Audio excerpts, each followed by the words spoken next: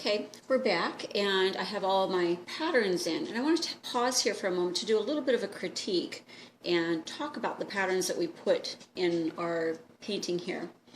We have a couple different shapes and ideas going on here. Here I have a geometric pattern. That means it's got little sharp corners.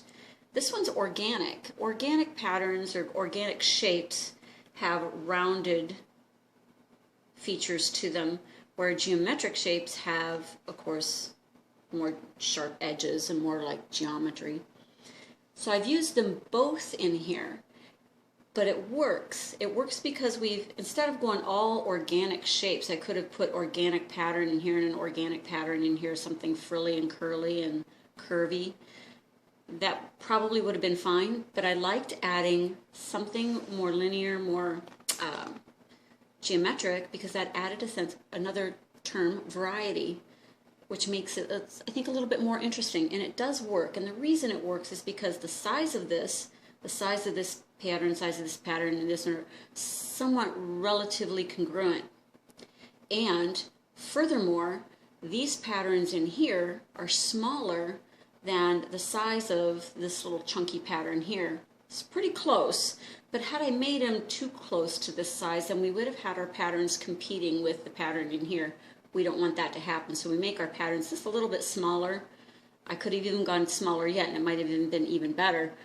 And by adding the little geometry to it, I kind of gave it a little bit of variety.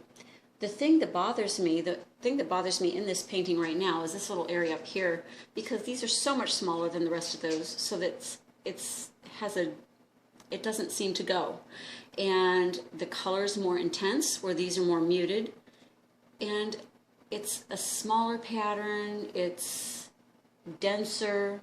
There's just a lot, to me, that's wrong with this little area. Does it bother me enough to fix it? No. But that's just to show you that sometimes when you put stuff down, you go to bed and you think there's something wrong with this painting and I'm not sure what it is, and then the next day it occurs to you what it is. Getting a fresh pair of eyes on it, even if it's your own eyes, is sometimes very helpful. But we're going to leave it. Whatever mistakes, or not even mistakes, there's just areas that could be better. That's all. That area could be better. But I'm going to leave it for now. I might be able to fix it with my next little trick.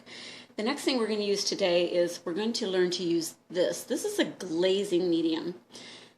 This is a little bit different than paint in that my paint that I had yesterday, and I come back to it today because I put the lid on it, although it has a little skin on it, I can move the skin aside and I still have paint that I can use.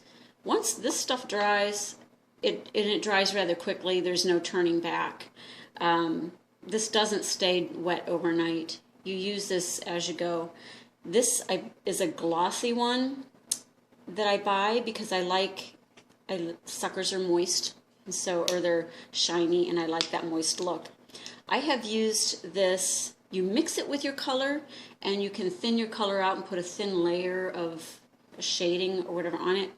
But I've also used this where I've painted my entire painting with this, then put pure color down, and then put this down again, and essentially made a sandwich with color in between clear medium, which is really cool when you're doing something like eyes, where you want to put a sandwich, a layer in between. It gives you a little different effect than simply adding the color to this.